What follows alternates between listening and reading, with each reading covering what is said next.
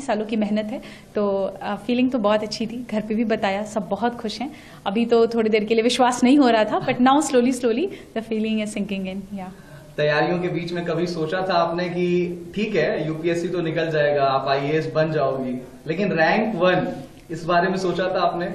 मैंने तो नहीं, पर मेरे भाई ने हमेशा से ही सोचा था। लास्ट ईयर भी जब मैंने इंटरव्यू के बाद I miss the cut off by 12 marks, उसने यही कहा था कि तुम चिंता मत करो, तुम फिर से लिख जाओगी, you will again clear it, और तुम्हें भगवान ने रैंक 1 के लिए ही बचा के रखा है। एंड आई थिंक आज उसकी बात सच भी हो गई कहीं ना कहीं। सो हाँ, ये भाई ने मेरे कहा था, मैंने तो कभी नहीं सोचा था। सबको मालूम था कि आज रिजल्ट आने वाले हैं, आपने भी मतलब अंदाजा लगा करके रखा होगा कि ठीक इस समय मैं लैपटॉप खोल करके बैठूंगी और यूपीएससी की साइट पर जाना है, चेक करना है। लोगों के भी एंटिसिपेशन होंगे कि इस बार शक्ति क्लियर कर लेगी। जैसे ही आपने अपना नाम देखा, किसको पहला फोन किया, कितनी खुशी अंदर से, क्या कुछ निकल करके आया, किसको किसको फोन किया? हाँ, एक्चुअली सुबह से ही आज था कि रिजल्ट आ जाएगा, एंड वी न्यू कि 1 o'clock से 2 o'clock के बीच में आना है। तो पहले तो मैंने कोशिश की कि मैं फोन साइड में रख के सो जाती हूँ, बट वो हो नहीं पा रहा था। एंड जैसे ही रिजल्ट का PDF अपलोड हुआ और मैंने डाउनलोड किया, तो मुझे सबसे पहले मैंने पापा को फ़ोन किया, पापा को बताया, उसके बाद मम्मी को फ़ोन किया, उसके बाद मुझे इंस्टीट्यूट से ही कॉल आया था, जब मैं काफ़ी घबराई हुई थी कि सर पता नहीं PDF गलत है या फेक है।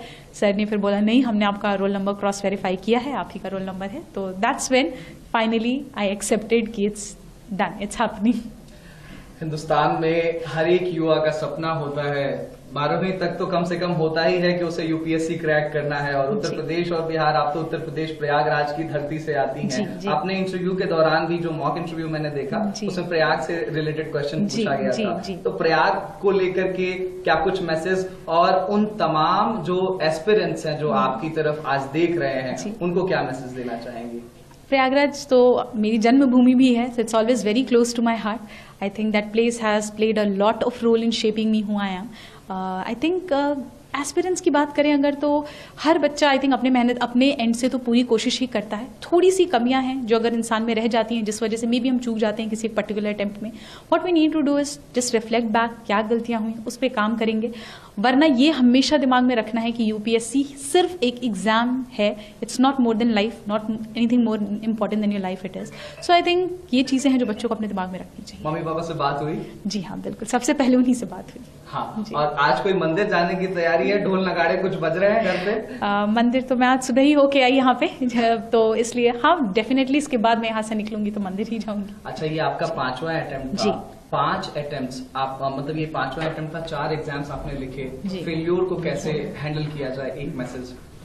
आई थिंक अगर आपको अपने ऊपर कॉन्फिडेंस है कि you can work on it, कि जो गलतियां हुई मुझसे सुधारी जा सकती हैं, खुद के ऊपर सेल्फ कॉन्फिडेंस, पेरेंट्स का सपोर्ट, आई थिंक फैमिली का साथ, इतने से हो जाती हैं चीजें, हैंडल हो जाती हैं। 2 से 3 टिप्स अगर आप जल्दी से आप देना चाहें एस्पिरेंट्स को जो तैयारी कर रहे हैं, आज आपकी तरफ देखना चाह रहे हैं, तो वो क्या होंगे? बहुत ही minimum number of book list होनी चाहिए।